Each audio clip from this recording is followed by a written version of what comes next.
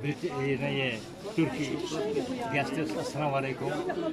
आप देखकर बहुत खुशी हुई कि आप सल्तनत उस्मानिया के हमारे भाई हमारी देखभाल के लिए यहाँ पहुँचे हैं। हमारे लिए बहुत बड़ी अलमिया है। दुनिया में ये अलमिया कहीं नहीं जो आज कश्मीरियों पर गुजर रहा है। 5.5 लाख पहले कत्ल हुए। आप 5 अगस्त के बाद अभी 43-44 दिन हो गए। हमारे भाई भूखे प्यासे दवाई के बगैर जो लोग मर गए वो अभी कब्र में है, वो दफन नहीं हो सके हैं। उनकी फसलें काटी गई हैं, इस वक्त बागात काटे गए हैं, माशी कत्ल हो रहा है, कश्मीरियों को कत्ल किया जा रहा है और बैलेट गनों से लोगों को, नौजवानों को अंधा किया जा रहा है।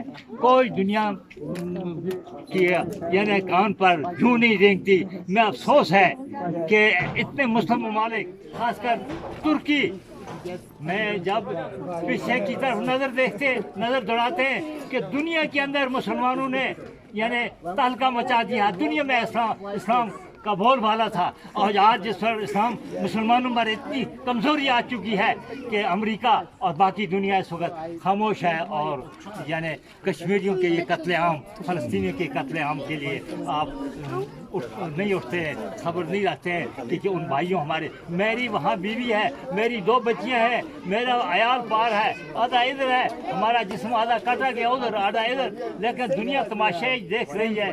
लेकिन एक वक्त आएगा अल्लाह की आवाज़ आएगी। जिस तरह दूसरे जंग अज़ीम में 2 करोड़ आदमी कत्ल हुए, इसी तरह ये आइटमी जंग अगर शुरू हो गई, कश्मीरियों को किसी आदमी को अल्लाह ने उसकी सुन ली तो आइटमी दुनिया से फिर तबाह हो जाएगी। ये पहली तरह दूसरी जंग अज़ीम की तरह होगा। लोग आंखें खोलकर बड़ी ताकतें नहीं देखती हैं, उनको अपने मफादात हैं। लेकिन मुसलमानों, तुर्की वालों, मेरे भाइयों, तो आपको सलाम है। आप इस वक्त कश्मीरी की मदद के लिए आप जिस तरह मोहम्मद बिन कासिम सिंध में पहुंचा और इसी तरह आप हमारी मदद के लिए पहुंचे। हमारे कश्मीरी इस वक्त मर रहे हैं दवाई के बगैर, भूख के बगैर, प्यास के बगैर। बाकी आपको क्या करूं। इसी के साथ आपका शुक्रिया। अस्सलाम वालेकुम।